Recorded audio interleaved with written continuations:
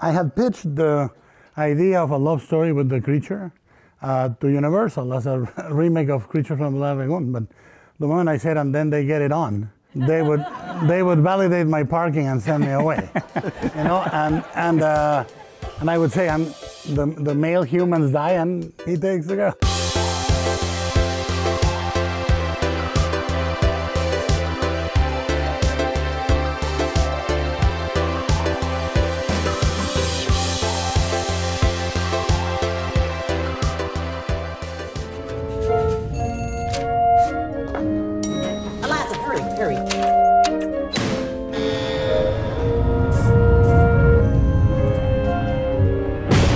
I started writing it in 2012, and by 2014, we had been already designing. We designed the lab, the cylinder, we designed the main spaces. I took all these things and I pitched it to Fox Searchlight at the house, and they were teary-eyed, which is very rare in executives.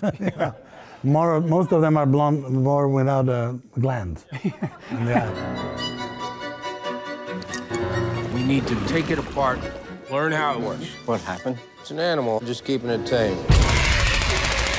We were given 19.5 million. The budget should have been 70. I said, can I include my salaries on it? And they said, yes, you can. And I reinvested my salaries minus guild minimum. All is in the movie. You know, there's a dictum in Hollywood, which I don't follow at all, which is never put your money on the movie. I always put my money on the movie. I can either save him or let him die. Don't do this, Eliza. Don't do this. I'm gonna be synchronizing our watches just like they do in the movies. Oh, woman, we gonna burn in hell. I love symmetry, you know? And I think it's very important to see the powerful literally come apart, you know, and the silent gain a voice, sing, and say, fuck you. What'd you say to me?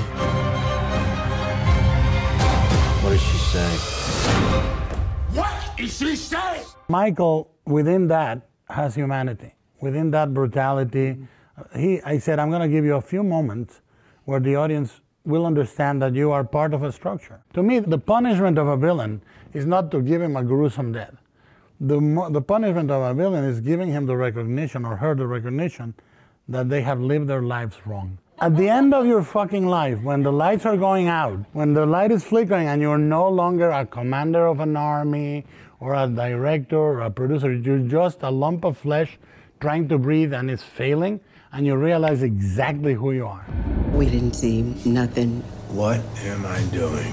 Interviewing the help.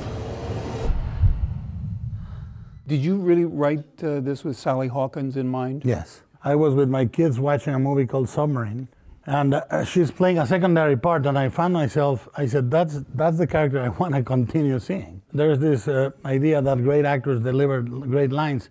To me, great actors look, and great actors listen. We are made of eyes and looks, gazes, you know? So I thought, I'm going to do it for her.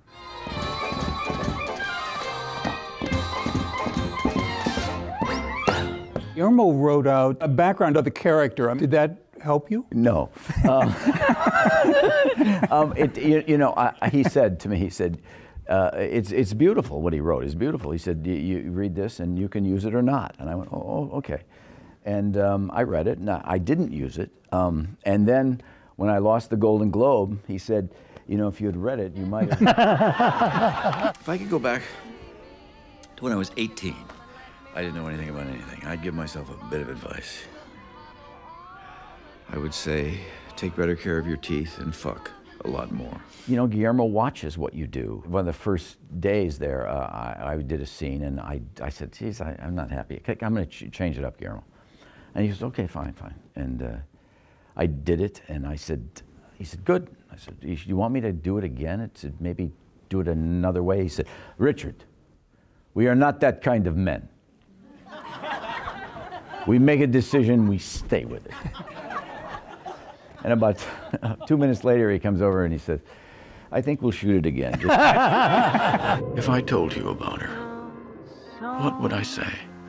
I wonder.